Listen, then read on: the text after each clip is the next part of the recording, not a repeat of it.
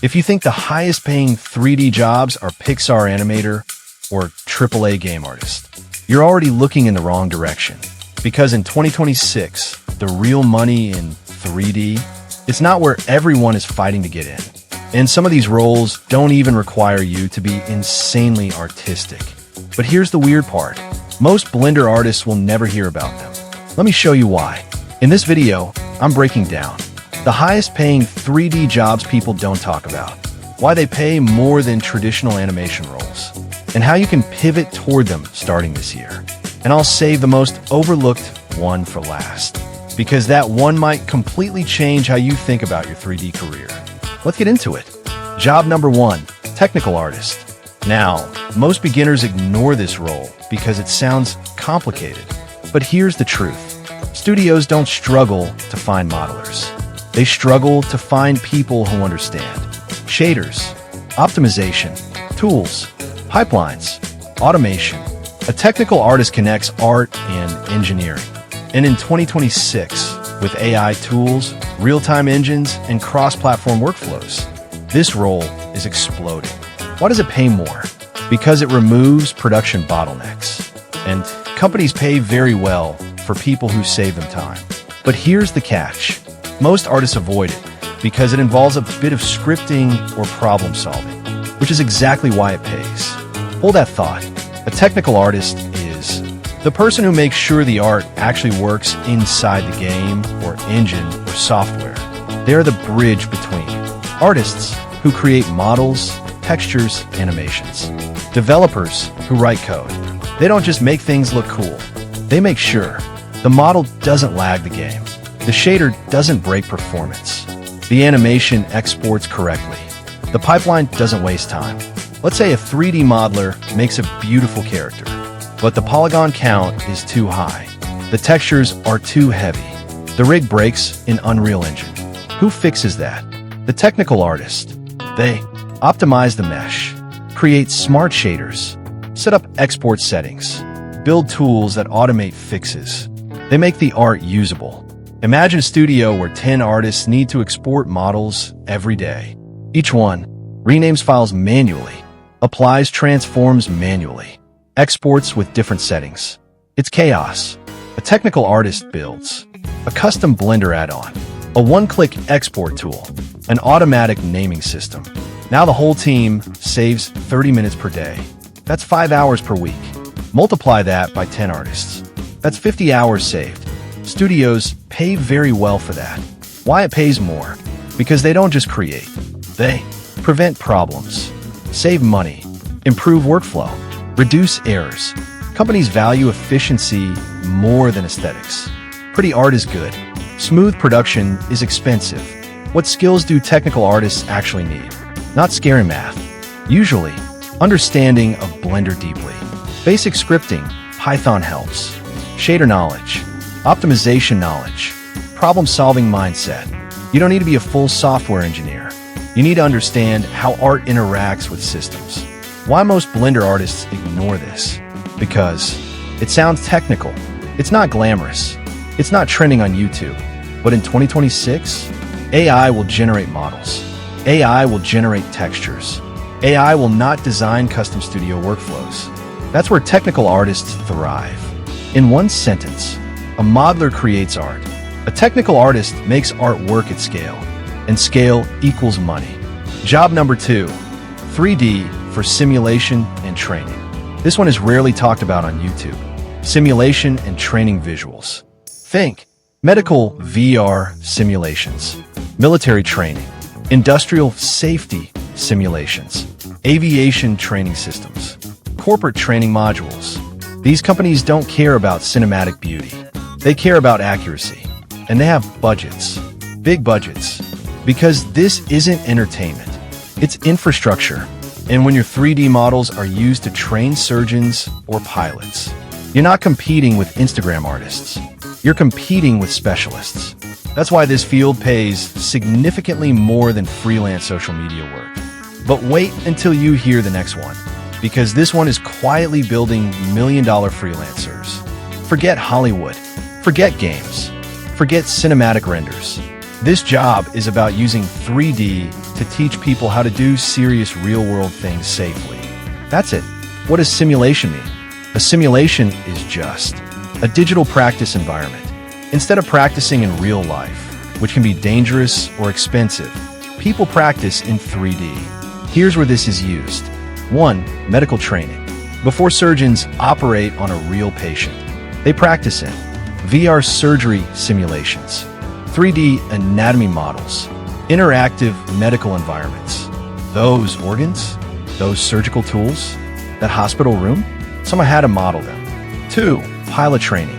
Pilots train in flight simulators before flying real planes. The cockpit, the dashboard, the buttons, the environment, all 3D. 3. Industrial and safety training. Factory workers train using 3D simulations so they don't misuse dangerous machines, cause explosions, make expensive mistakes. Companies would rather pay for 3D training than pay for accidents. Why this pays so well? Because this is not entertainment.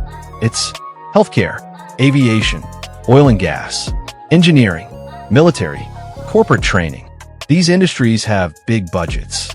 They don't care about, is this trending on Instagram? They care about, does this reduce risk? Does this improve safety? Does this train our staff faster? When 3D helps prevent mistakes, companies pay serious money. What you actually do in this job?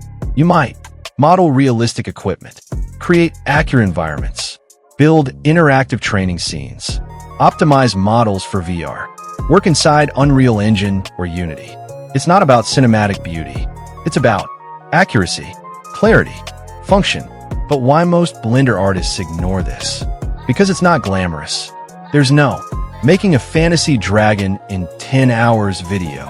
But there is stable income, corporate contracts, long-term projects, and less competition. Everyone wants to work in games. Very few people target industrial simulation. That's the opportunity. Simple way to remember it. Entertainment 3D equals impress people. Simulation 3D equals train people. Training pays consistently. Why this matters in 2026. AI is lowering the barrier to creative 3D. But industries like healthcare and aviation still need accuracy, precision, specialists. They don't want random AI-generated guesses. They want controlled, verified, structured assets. That's where skilled 3D artists win. Job number 3. 3D for product and e-commerce, the silent money machine. This one is insane. Brands in 2026 don't want photo shoots anymore. They want 3D product renders, configurators, interactive web models, AR product previews, furniture companies, shoe brands, tech companies, Amazon sellers. And here's what makes this powerful. It's recurring. When a brand launches 20 products a month, they need 20 product visualizations a month. This isn't one short film per year. It's constant commercial demand. And because this directly affects sales, companies will pay well for clean, accurate, conversion-ready visuals. But we're not done, because the next one, most artists completely overlook. Job number 4, 3D pipeline/tool creator. This is where things get interesting. In 2026, AI tools are everywhere. But companies don't just need artists.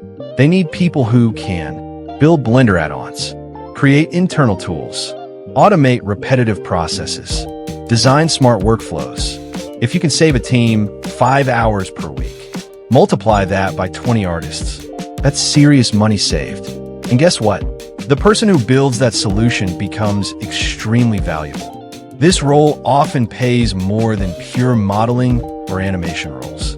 Because efficiency is king in 2026. Now here's the big shift. This job means you build systems and tools that make other 3D artists work faster. That's it. You don't just create art. You improve how art gets created.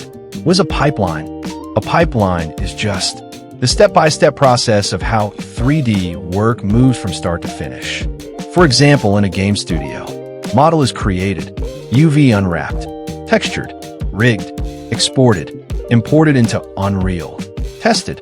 That whole chain, that's the pipeline. If something breaks in that chain, production slows down. So what does a pipeline/tool creator do? They fix problems in that chain, and they automate repetitive tasks.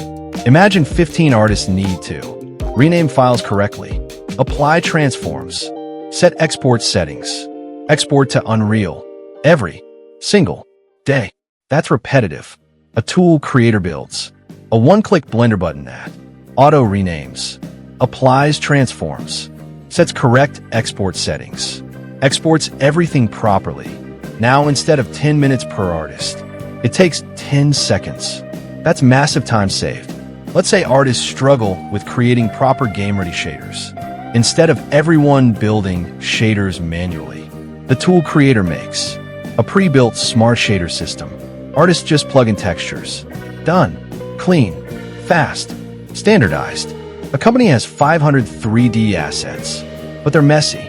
A tool creator builds an organized asset browser, a tagging system, a searchable library. Now the team finds assets in seconds. That increases speed equals increases profit.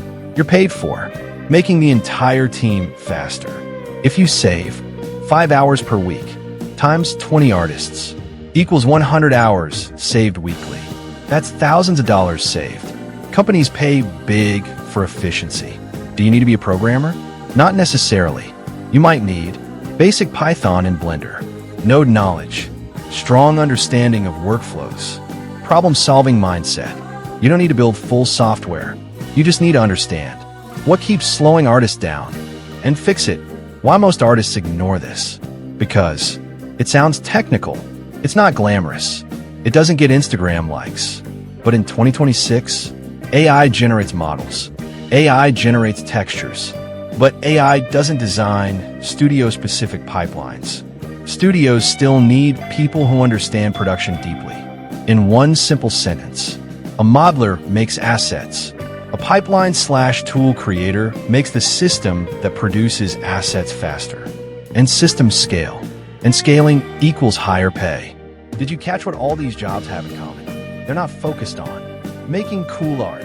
They're focused on solving problems, saving time, increasing revenue, reducing risk. That's why they pay more. Because companies pay for outcomes, not aesthetics. And this is the mindset shift most Blender artists never make. They focus on portfolio beauty. But the real money?